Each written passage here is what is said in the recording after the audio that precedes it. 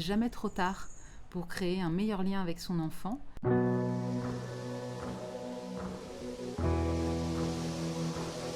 Et c'est ce lien qui permet vraiment de vivre une famille qui est épanouissante.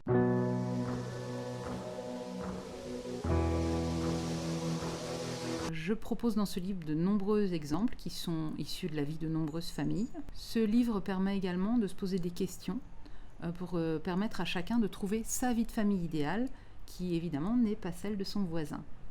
La parentalité positive, comme certains l'appellent, n'est vraiment pas une injonction à la perfection, mais c'est plutôt une recherche active de solutions respectueuses pour tous.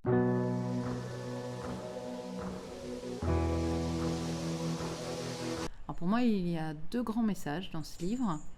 Le premier, c'est vraiment que les parents doivent sortir de la spirale de la perfection et accepter d'être imparfaits, de faire des erreurs, de tâtonner. Et comme je dis, ce sont nos imperfections qui font de chacun d'entre nous des parents uniques. Et le second message, c'est que tout parent, vraiment, peut arriver à une parentalité dite positive, simplement en étant guidé par l'amour qu'il a pour ses enfants et l'envie de construire une famille heureuse au sein de laquelle chaque membre de la famille se sent respecté.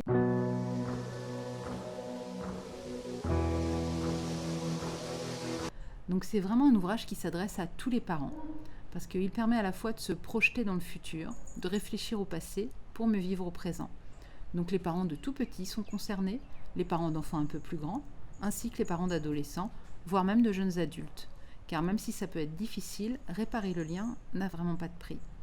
On reste des parents pour toute sa vie, et chaque âge apporte son lot d'interrogations, voire de difficultés. Ce livre s'adresse également aux parents qui se sentent épuisés, incompétents, peut-être même nuls parfois, et qui ont l'impression de passer à côté de leur vie de famille et de leur parentalité.